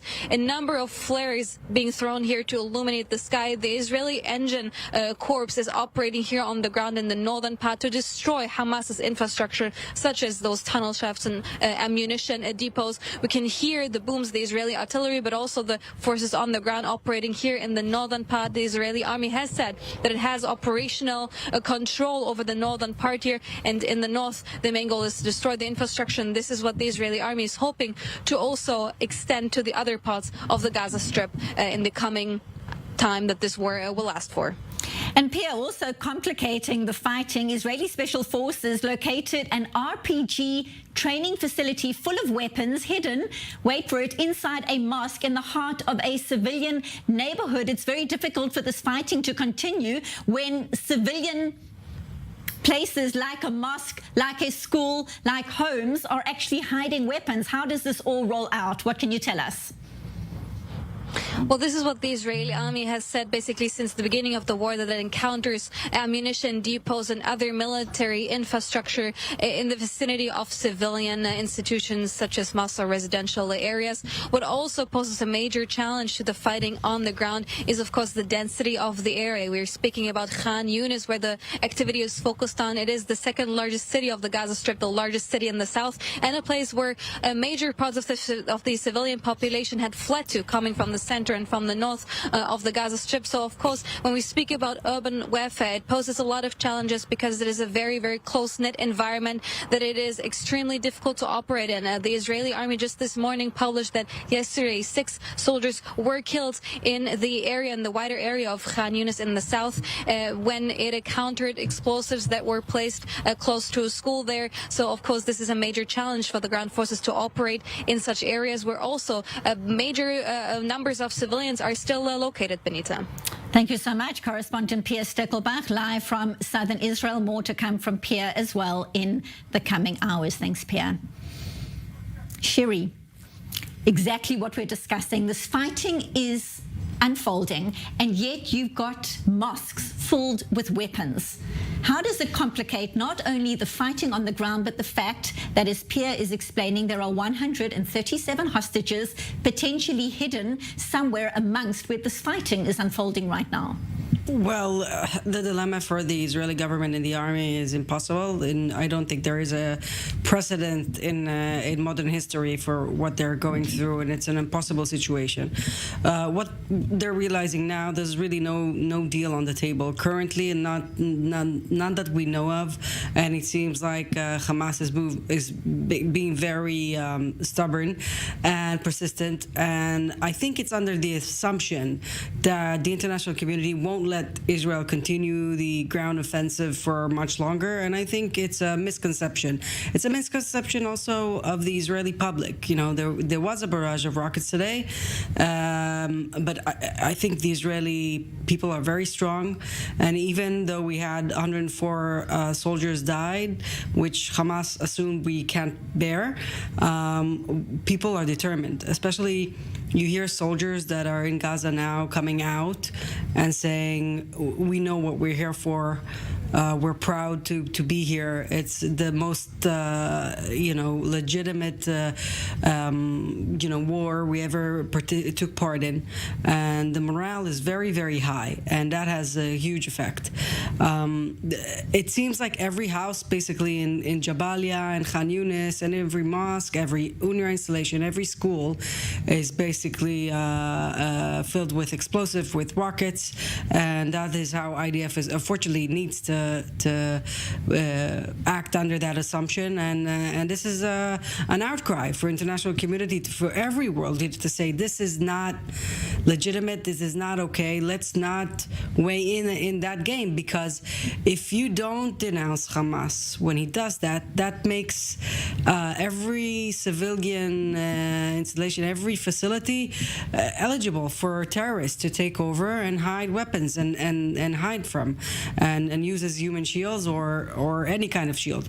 And that's what's forbidden. And I think the ICC, every UN organization should go out and condemn this kind of we're seeing it's a systematic way of fighting for Hamas. And also hiding these weapons, launching rockets from civilian sites as well, so incredibly dangerous all round. We are expecting to hear in the next hour or so from, of course, IDF spokesperson Daniel Hagari. If and when there is an update, we will bring it to you live. But Rob, I want to pick up on something that is just so close to the heart of every Israeli, and it will stay that way until all the hostages come home. And that is the fact that there are 137 hostages still somewhere in the Gaza Strip. There was a meeting earlier with relatives of the hostages and government organizations. What came out of that meeting? So this was essentially the CEOs of those governmental organizations trying to make the situation of the families who have hostages, trying to make them a little bit easier, smooth over the everyday life logistics of dealing with the situation that they're in, because obviously this is not a short-term situation. This is something that is ongoing, and there are all these families who many of them are. It's difficult to talk about the money and things like these in a situation where you have family members trapped inside Hamas. But many of these are families who A, have lost family members, and B, are displaced from their homes. So there are basic needs that they require from the government, and this meeting was part of an effort to try and address some of those issues. And certainly the rhetoric out of that meeting also involved the assurance that all hostages would be brought home and every effort would be made to make sure they all come home safely. Stay with us. We've got much more to discuss, but let's take a deeper look now at the urban warfare inside Gaza that we were discussing a short while ago, fighting that has seen entire Hamas battalions caught or killed. The IDF is hoping to see similar results further south as that ground operation continues. Our senior defense correspondent Jonathan Regev has the details in this report. House to house, alleyway to alleyway. This is what urban warfare in the dense Gaza neighborhoods looks like. While the IDF forces are massive but exposed, the small Hamas squads, much more familiar with the narrow streets, appear from the tunnels for just a few seconds. They hope to score with an explosive device or an anti-tank missile. The IDF's aim is to hit them from the ground or from the air before they do it. Hundreds of terrorists have been killed just in the past few days.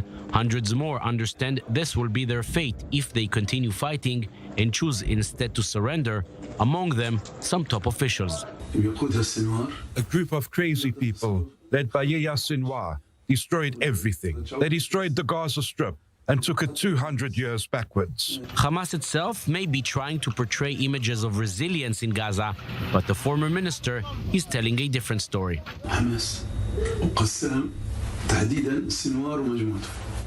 the Qassam brigades, and especially Yahya Sinwar, are responsible for the situation.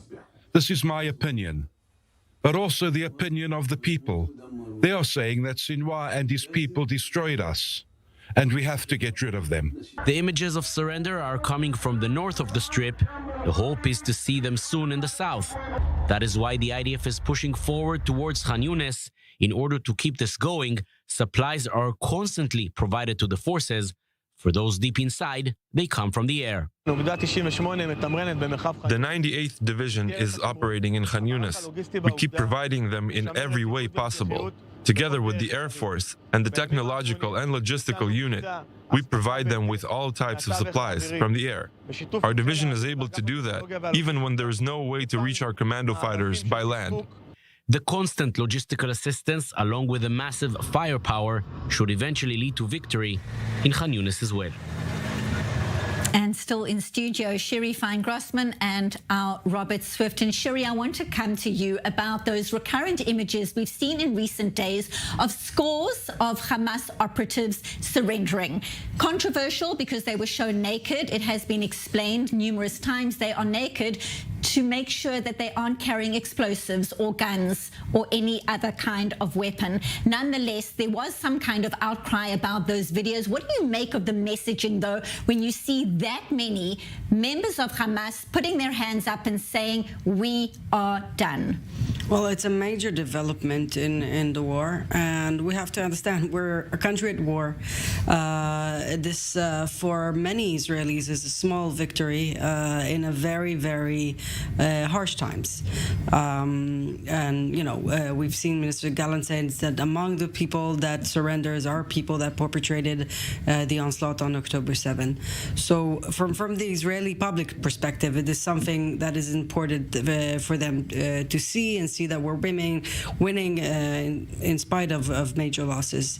Having said that, I mean, I wouldn't choose to take out those videos. I mean, I'm sure there is definitely an operational need for that to happen, but the photos shouldn't have been distributed, and I think Daniel Hagari has addressed that and said it's not officially from the IDF spokesperson's office. And I've seen, you know, in recent days we've seen those images stop, and I think there is a better way to show Hamas that people are surrendering and try to you know, encourage that trend which we're seeing on the ground in Jabalia and other places.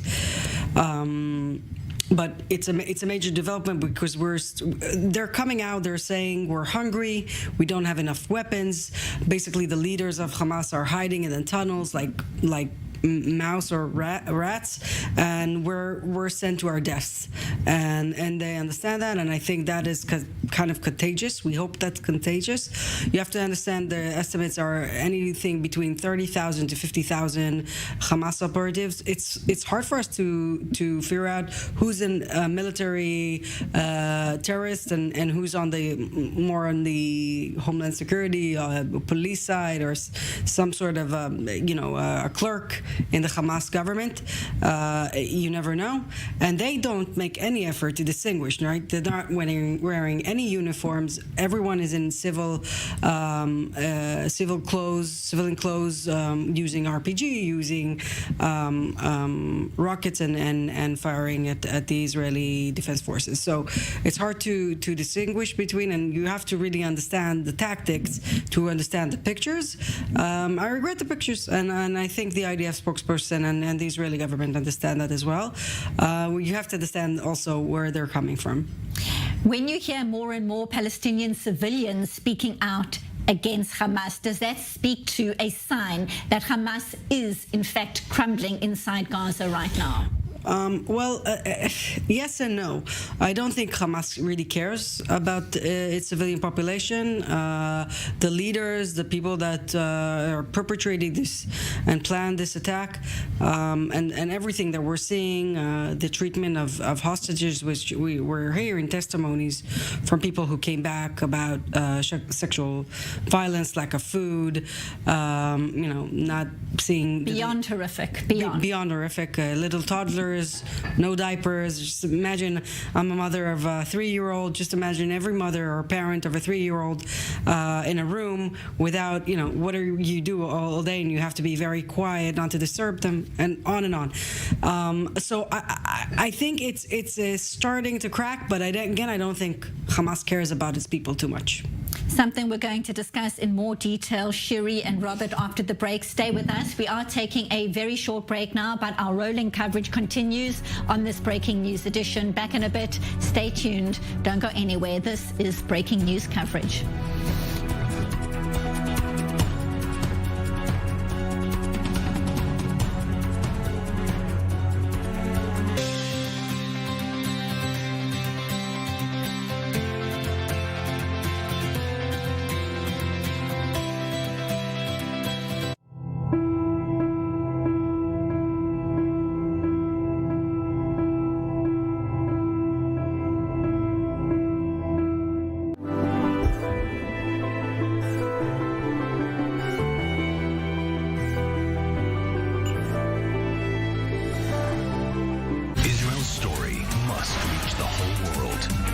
I-24 News Channel, broadcasting from Israel, with dozens of correspondents throughout the world, brings the truth from Israel to hundreds of millions of people in scores of countries. Completely gunned down in their beds. De la frontière qui sépare Israël, the state of emergency and war in Israel. Bringing Israel's story to the world. I-24 News Channels. Now on Hot.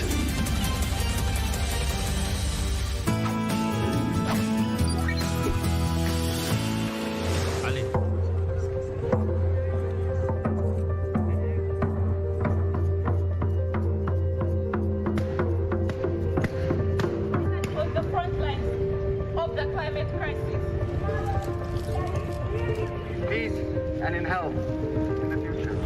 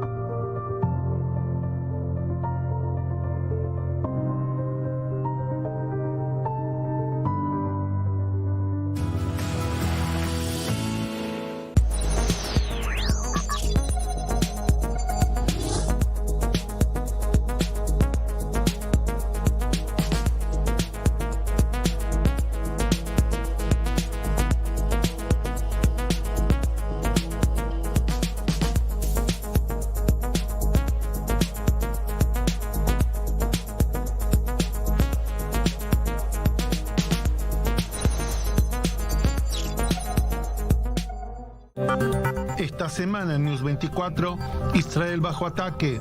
News 24 en español trae el análisis y la información de los acontecimientos de la guerra Espadas de Hierro. Entrevistas exclusivas, reportes desde la zona de guerra, la reacción de los países hispanoparlantes. News 24, el único medio en español que te mantiene informado y conectado con la comunidad latina en Israel. News 24, únicamente en I-24 News.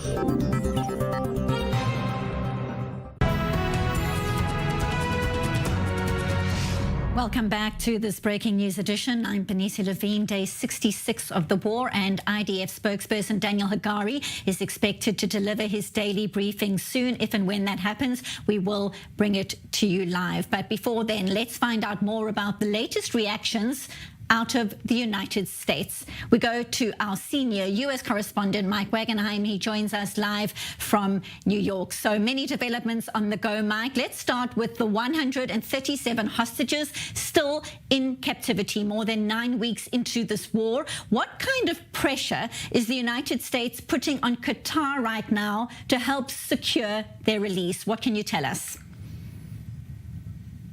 It seems, from what we're understanding, that the U.S. is kind of throwing up its arms a little bit here in terms of trying to pressure Qatar, because Qatar is replying that, you know, there's got to be a will between the two warring parties here to get something done. And what Qatar keeps relaying to Washington at this point is that, well, it doesn't seem like we can negotiate an agreement between Israel and Hamas, and just applying one-sided pressure on Hamas isn't really the way to go here, and it's not in anybody's interest, and certainly not something Hamas is willing to go along with. If you're the United States, you know, you're caught here in a sense in that the U.S. relies on Qatar in so many different ways, not only as an interlocutor with Hamas, but also in terms of defense, in terms of regional security. Qatar is seen as a valuable partner there. We've seen visits in recent days by Bill Burns, the head of the CIA. Anthony Blinken was there not long ago trying to negotiate a further deal here. But the message from Doha over and over and over again over the past few days is, listen,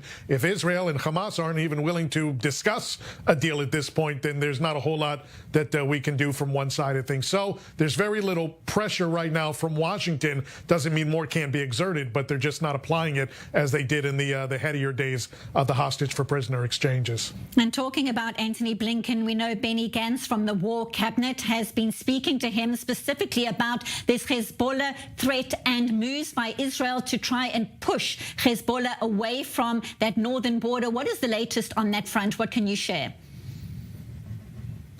certainly not what Tony Blinken wanted to hear at this point in time, is to hear a member of the War Cabinet say that they've got to remove the threat from the north. It's not music to Tony Blinken's ears right now. But, you know, it's something that I think needed to be said there by Benny Gantz. They're dealing with multiple fronts here. Hezbollah is becoming more active on that front, and it's best, I think, if the U.S. and Israel are on the same page. Probably Washington sees it that way as well, that at least they know they're not going to be surprised. They can exert their influence. They can provide advice and counsel, as they've been doing over the last few months, and not be surprised by anything coming up around the bend here. So it certainly adds to, you know, the complications in the U.S.-Israel relationship right now. And Washington wants Israel to focus on humanitarian aid going into Gaza, wants it to focus on putting out the fires in Judea and Samaria, the West Bank. It certainly doesn't want to see it open up a new front right now. It just complicates things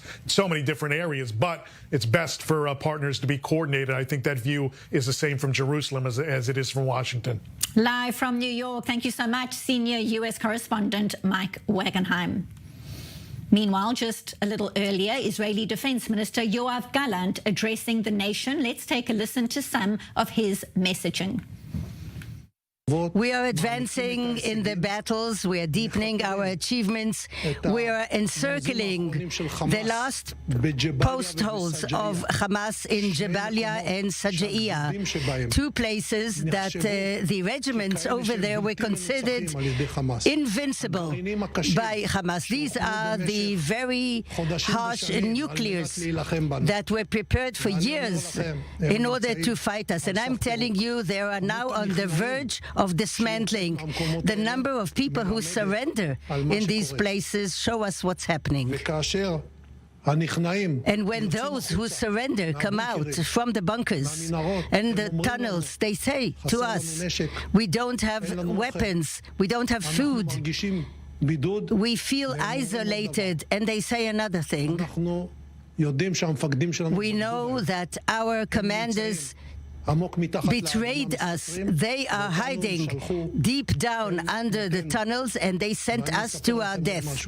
And I'll tell you something else. Among those who surrender, there are also terrorists who participated in the 7th of October massacre. Those same people who went out on murderous voyages, who killed children and raped women, are now in a situation that they have only one possibility: to die or to surrender. And when they choose surrender, they lift their hands up, they put the weapons aside, and they hand themselves to the IDF forces, and they tell us very interesting things. We are now towards the point of collapse in the city of Gaza, and we shall continue in other places as well.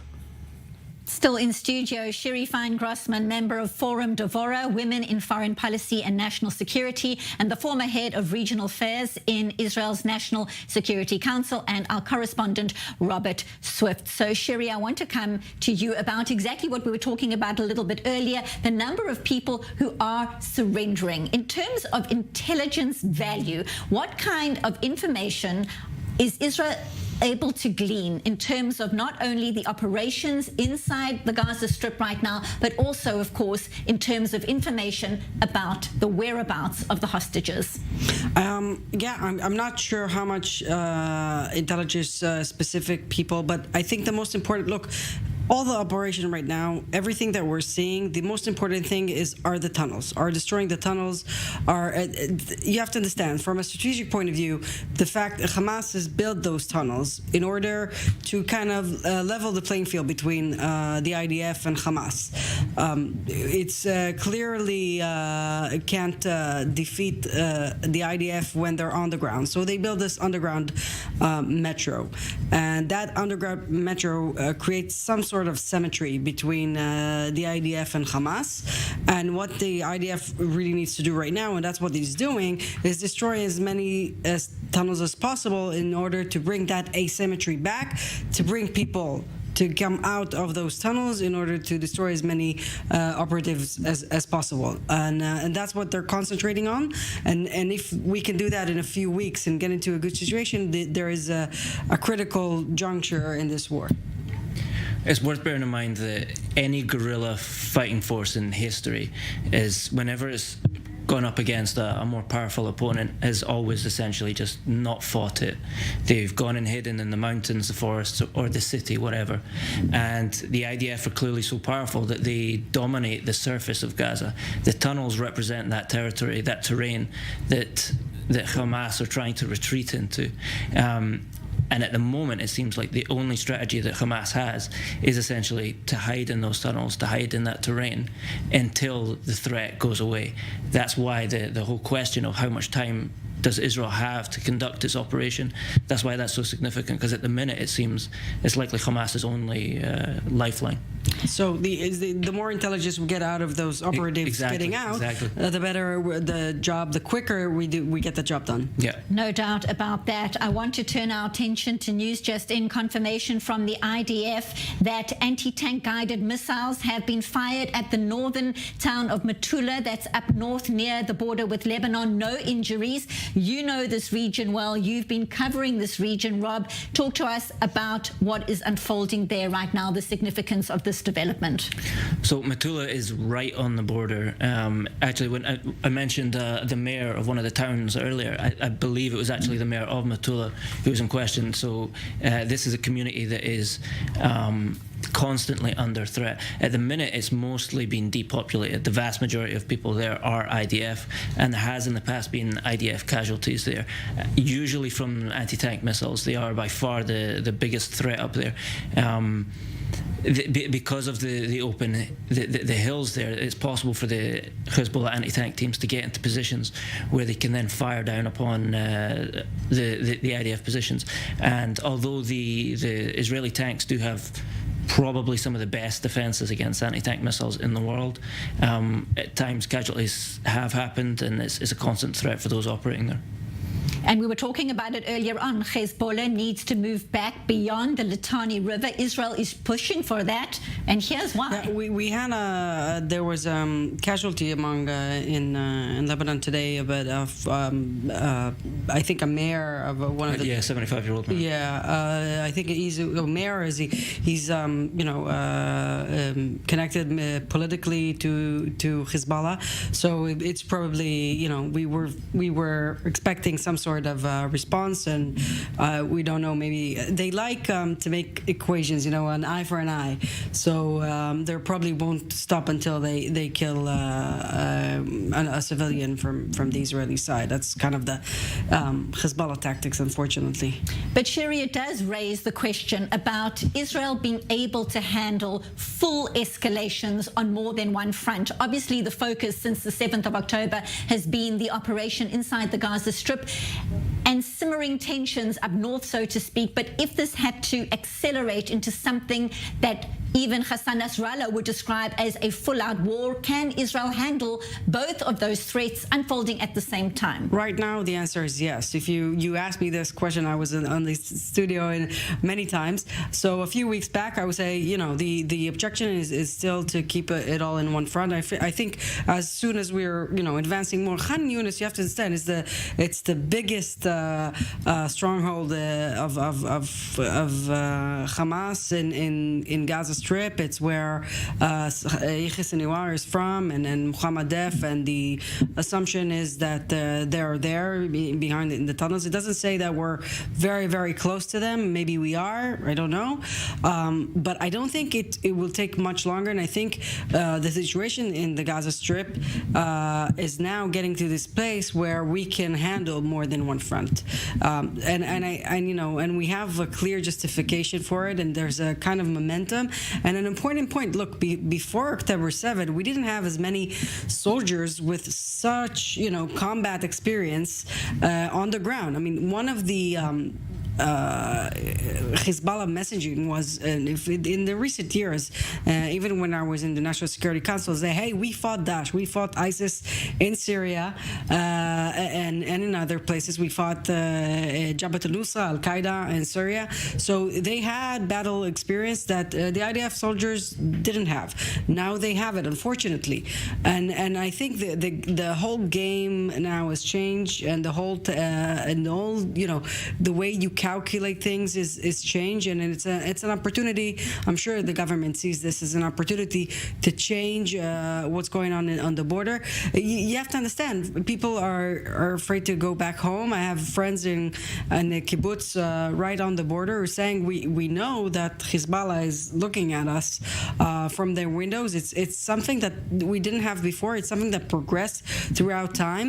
They went souther and nearer to the border, and it's something that Israel cannot live with anymore. So we either solve this diplomatically, as we said earlier, or we'll do it militarily. That's we're getting closer to the point where we can't wait any longer for that. I think there's an important issue of timing here.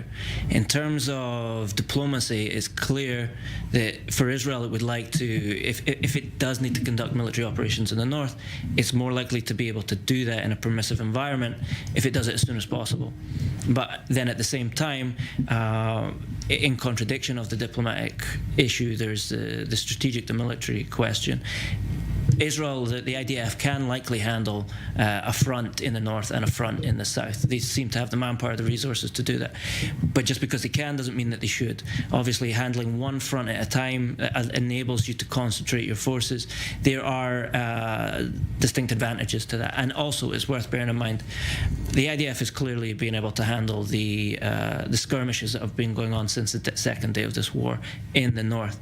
However, if it were to send in ground troops into the north in any form of invasion, then you're talking a whole different picture. That's fighting on Hezbollah's terrain, and that would be a different calculation.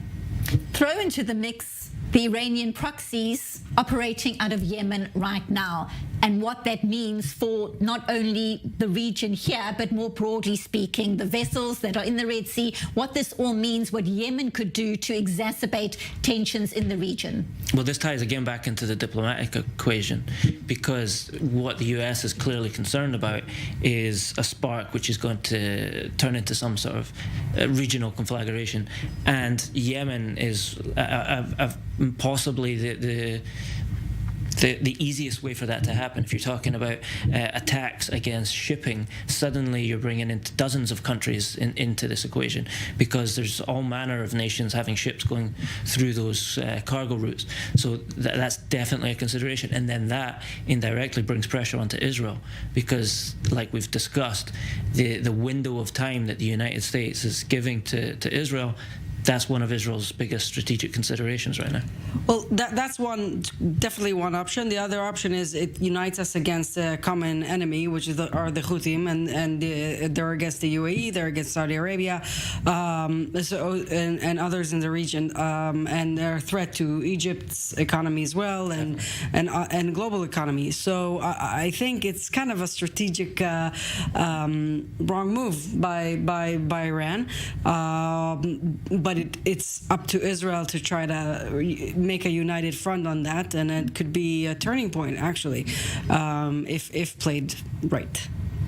And your thoughts on exactly that, the concerns that this would involve other players. Right now, we are looking at this zone, so to speak, but if it gets bigger and more players are involved, how dangerous is that for Israel right now? I think that the main threat of that for Israel is how that big picture zooms into affecting the actual considerations that Israel has here. Key to that is how permissive an environment does Israel have to operate on to achieve the objectives that it feels it needs to secure the homes of its communities, whether that be in the envelope or in the north. In terms of big picture stuff, that is definitely a threat, but I think you'd put that in sort of worst case scenario type things. It's certainly a consideration for the United States, for larger regional players, but then they have the time to look at that big picture stuff, because they aren't dealing with the tactical level considerations that Israel has to deal with right now. Well, the catch-22 for Prime Minister Netanyahu is really the two-state solution.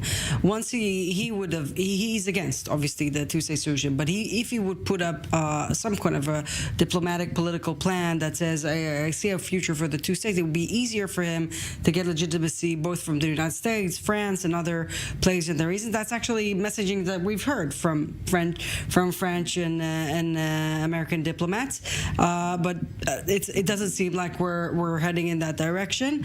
Exactly the opposite, and that's kind of a key point to where to look at from the legitimacy and the time clock that Israel has on this war and other. Certainly seems a long way off indeed. Shiri Roberts, stay with us. Much more to discuss, but let's go back first to our correspondent Pierre Steckelbach in southern Israel. The latest on the ground, what more can you tell us? What is the latest development there? Right, Benita, well, fighting is going on in different areas of the Gaza Strip. In northern Gaza, this is where the Israeli engineering corps are operating to destroy Hamas infrastructure, such as tunnel shafts and ammunition depots. We could see and hear a bit of that really throughout the evening. The Israeli army throwing flares to illuminate the area. Then the artillery, outgoing artillery firing from here. We could also hear the loud booms from the operations on the ground of those engineering corps there in the north. Now, also fighting is continuing, especially in the Shujaiya area of Gaza City and, of course, in Khan Yunis in the southern part of the Gaza Strip, where fighting is really focused on. The biggest city of the south there, where many civilians had also fled to, has now also become an active combat zone. Now, we have seen that the Israeli Chief of Staff, Herzi Halevi, has met there with the Israeli Chief of the Internal Security Agency, the Shin Bet, Ronen Bar. Today, they were saying that the goal of the Israeli operation in the south is to pressure Hamas to surrender more and more, and then in the final result, of course, to demolish Hamas there, including its tunnel infrastructure.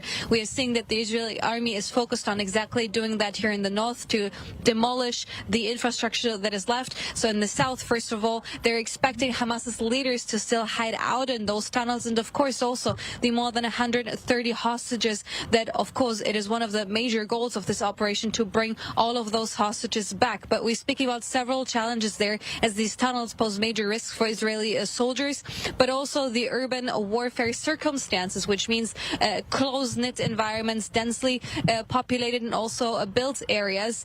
We're basically talking about fighting in very, very dense neighborhoods. The Israeli army earlier today announced the death of 6 soldiers yesterday that got under fire, that they were met with explosives that were embedded in the area of a school in the wider area of Khan Yunis there in the south. Now, the Israeli army's ground operation is focusing on that area, but again, there are major challenges that the army is facing.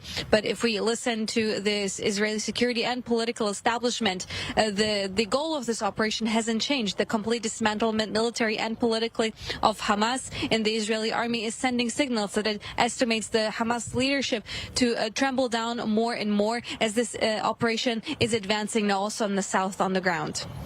And Pierre, what is the latest on humanitarian aid? I'm going to stop you because IDF spokesperson Daniel Hagari is about to speak. This is deepening the battle in Gaza Strip. The Chief of Staff and the head of Shin Bet evaluated the situation in Khan Yunis, together with the commander of the Central Command and Unit 98, in the area of Khan Yunis where there are terror infrastructure of Hamas. They're dismantling these infrastructure underground and overground. The Chief of Staff strengthened the achievement of the combatants in the north and in the south, and focused on how to continue underground in places where Hamas is hiding and coming out in order to fight the IDF soldiers. The soldiers will continue to locate all the points of Hamas and to exert the military force until they dismantle the infrastructure. Since the beginning of the war, the IDF detained 140 activists of Hamas. Just in the last month, they detained more than 500 terrorists. More than half were taken to interrogation in Israel. We interrogate them in their places, and they tell us about more hiding places and give us reasons how to find the targets. The interrogation happens in real time, in the battlefield, when they they surrender. We detain whoever we need to, and we release those who we don't need and send them to the south, where citizens can live. During the date, there were fire exchange in the north towards the town of Ma'alot. The IDF sent fire focused to targets in Lebanon. The message is clear. The state of Lebanon, the terrorist organizations are going to pay a heavy price in Lebanon for every attack on civilian areas. We are going to act with determination. We will not enable firing against our citizens. That's how we will do in the north, and we will take the price, especially the Hezbollah organization, who is responsible.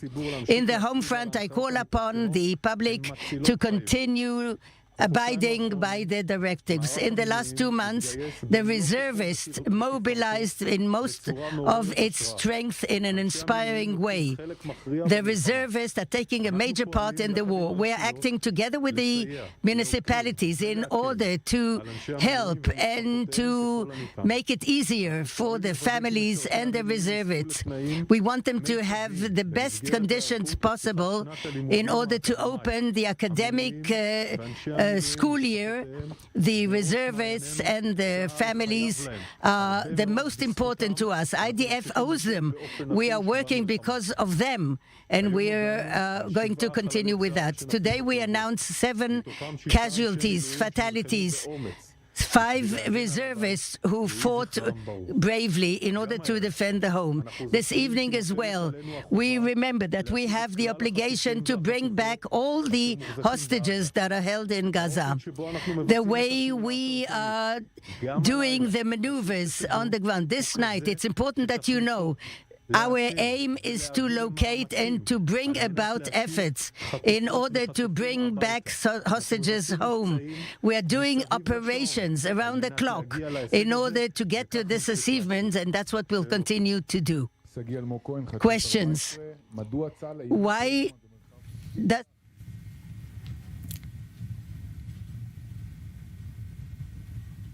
IDF spokesperson Daniel Hagari there delivering his daily briefing. And Shuri, your standout moment, because we were talking a little bit earlier about exactly that, the number of terror suspects surrendering, being interrogated, and the information that they are giving to Israel right now. Your thoughts? Yeah, it's exactly what we just discussed. I think it's important information saying 500 operatives already been caught. There's a dilemma what's going on in the south of Gaza with actually, you know, they're saying in northern Gaza how hungry they are, and that's because IDF is being very tight with what's going into the north, while in the south it's a different situation. Obviously, a lot of civilians, but we're seeing Hamas taking away the food that UN agencies and others are bringing to the civilians. This is a very tragic thing. It's a tragedy what the Palestinian people are going through right now because of Hamas, and it's a very important development. I think he says most importantly that he's very determined to continue to deal with the tunnels, and they're very, very brave, I would say, going into this stronghold of Hamas, and I think, when I was in the National Security Council, we were worried we will see, I think, 10 times more casualties than we're seeing, 66 days going into this. So I think what we're seeing is relatively so. People are in the IDF could be pleased relatively from what's going on. Shuri Fine-Grossman, we so appreciate you being here in studio. We appreciate your insights. Thank you very much. And Robert Swift, you are going to stay with us. We are going to be taking a very short break now, but when we get back, our rolling coverage will continue. We'll keep unpacking all the developments we've been